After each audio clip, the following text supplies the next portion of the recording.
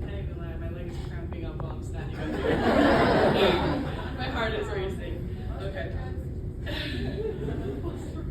To start, let me just address by saying that I am not a great public speaker.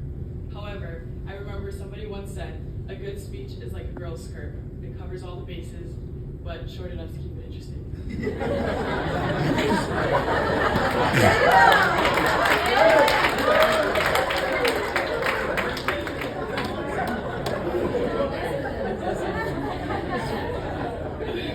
Start over. As I stand up here to address you all about my past 2 years in Toledo, I cannot help but feel a rush of emotions.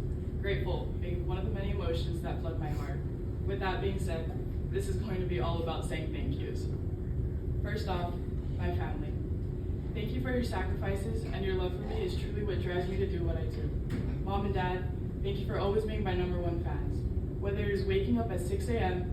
or spending hundreds of dollars to see me play, you make it happen. Mom, let me put this up here, sorry. Thank you for being the best coach anyone could ask for. It takes me back to those days when you would wake me up at 7 a.m. sharp to run the bike path, and I would of course complain or try to sleep in. Despite the pain of my body or chest from heavy breathing, one thing I vividly remember are the words, "One day you will thank me for this." Well, today is that day. Thank you. Dad, nothing inspires me more than you do when it comes to being great, because that is the kind of father you are to me, a great one. There's truly no greater love that I can have for anybody than I do for you. Forever your little princess. Thank you. Kenzie, thank you for always being there when I needed it. In such a short time, I don't think I've experienced more than I have ever before than I have with you. Thank you for celebrating with my teammates and I at our highest, but most importantly, thank you for putting me first in times when I wouldn't even put myself first. Your impact on me goes beyond the physical side of things, but also mental and emotional. Thank you for creating that safe space for me to not only open up to you about things going on in my life, but also letting me come into the training room to tell my teammates stories that I could have easily shared in the locker room. I hate to say it, but your #1 athletic trainer helper is out. Coaching staff, thank you. Thank you for taking a chance on another island girl. Thank you for seeing the potential in her at a time in which she could not see it herself. Thank you for giving her a chance to find love and passion for the game in which she no longer felt safe in. Thank you for giving her a real chance at letting her find her feet while doing something she loves. Thank you for saving that girl. Jason, there were countless times that you were there for me when I needed it most. I've always been someone who hides behind my emotions, and yet in my lowest times, you were the first person I would turn to. From my car accident to boy problems. You listened with an open mind and heart.